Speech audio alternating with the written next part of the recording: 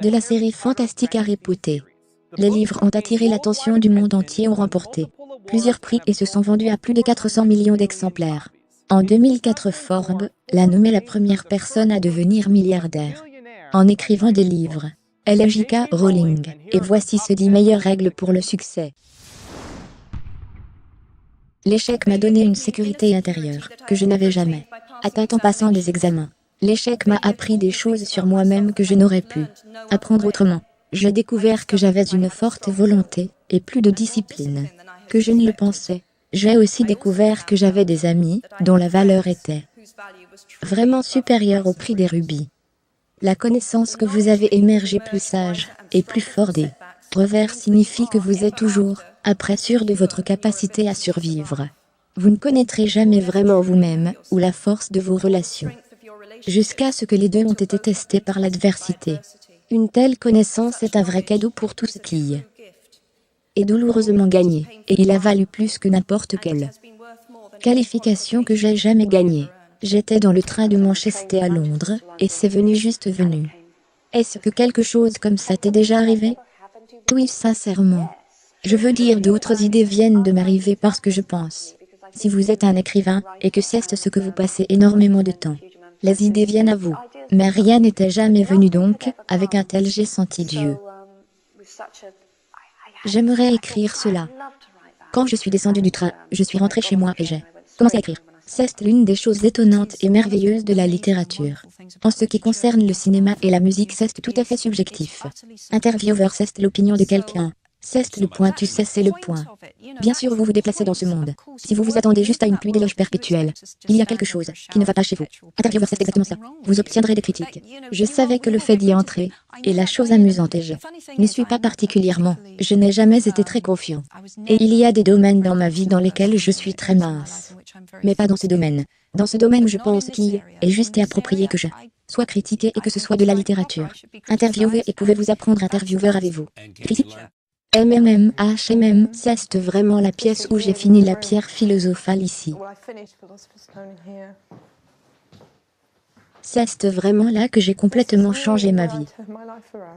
Je veux dire, ma vie a tellement changé dans ce fait.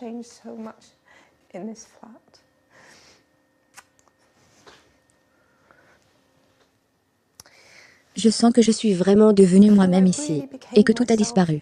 J'ai fait un tel bazar de choses, mais c'était libérateur. Donc je veux écrire, alors j'écris le livre, j'ai écrit le livre. Quel est le pire qui puisse arriver? Il est rejeté par tous les éditeurs en Grande-Bretagne, gros problème. Donc vous savez, c'est vraiment de retour à l'époque de la laine ici. Les chambres ne sont pas, eh bien ma chambre à la chambre est beaucoup plus propre maintenant.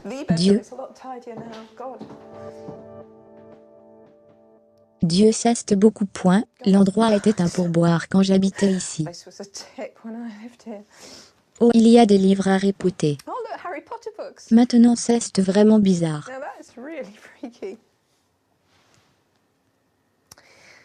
Et pendant des années je me sentais comme si tout avait disparu.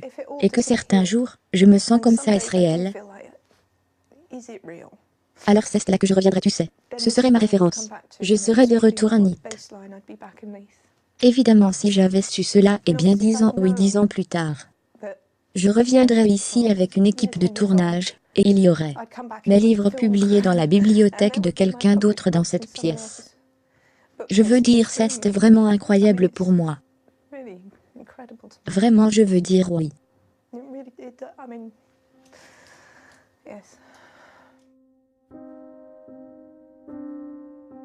Parce que c'est une partie tellement usée de mon histoire maintenant. C'est un grand bâillement ici, comment je l'ai écrit, comme si c'était une sorte de coup publicitaire que j'ai fait pendant un an. Mais c'était ma vie, et c'était très dur. Je ne savais pas qu'il allait y avoir cette résolution de conte de fées. Revenir ici est juste plein de fantômes. Je me souviens d'une fois, et c'était comme bon comme je vais l'appeler un éclair de clairvoyance. Maintenant évidemment si cela ne s'était pas réalisé ce serait juste une pensée ronde et folle que j'avais eue. Mais je me souviens d'un jour, en écrivant Philosopher Stone, je m'éloignais du café où je travaillais. La pierre philosophale qui est devenue la pierre du sorcier. Qui est devenue la pierre du sorcier exactement. Donc c'est le premier roman. J'ai eu ce moment où j'ai soudainement pensé c'était comme une autre voix qui me parle. La voix a dit la chose difficile va être d'être publiée. Si c'est publié ce sera énorme. Oprah Wow. Et c'est exactement ce que c'était. Donc il y avait un indice que la voix t'avait dit. J.K. Rowling, eh bien, vous devez croire, n'est-ce pas? Oui. Tu sais, je n'étais pas la personne la plus sûre du monde. Je n'étais pas quelqu'un avec une quantité énorme en fait. Je dirais que j'étais quelqu'un avec peu de confiance en soi du tout et pourtant dans cette seule chose dans ma vie je croyais. C'était la seule chose dans ma vie. J'ai senti que je peux raconter une histoire. Il y a toujours de la trépidation. Je pense que les gens pourraient être surpris de savoir que j'ai ressenti de la trépidation à chaque fois que je produisais un livre poté. Vous savez, le poids de l'attente était, je ne dirais pas écrasant. C'était extraordinaire et merveilleux d'avoir ce poids d'attente. Mais parfois, point intervieweur, vous étiez en compétition avec même. Oui, et avec les attentes, une latanie de millions de fans qui étaient tous très investis dans l'histoire et voulaient voir ce qu'ils voulaient voir, et je savais où j'allais. J'ai dû mettre beaucoup de clignement mental et penser je sais où je vais. Je ne dois pas être influencé par cela. Étant donné un retourneur de temps, je dirais à mon mois de 21 ans que le bonheur personnel réside dans le fait de savoir que la vie n'est pas une liste d'acquisitions ou de réussites. Vos qualifications, votre CV, ne sont pas votre vie même si vous rencontrerez beaucoup de gens de mon âge et plus âgés qui confondent les deux. La vie est difficile et compliquée, et au-delà du contrôle total de chacun et l'humilité de savoir qui vous permettra de survivre à ces vicissitudes. Les jeunes lecteurs me demandent souvent ce que je conseillerais. Si vous voulez devenir écrivain, c'est comme ça que je l'ai fait donc c'est le seul conseil que je peux donner. Vous devez lire autant que vous le pouvez parce que c'est la meilleure façon de reconnaître une bonne écriture et d'apprendre ce qui fait une mauvaise écriture, et ce sont de très bonnes choses.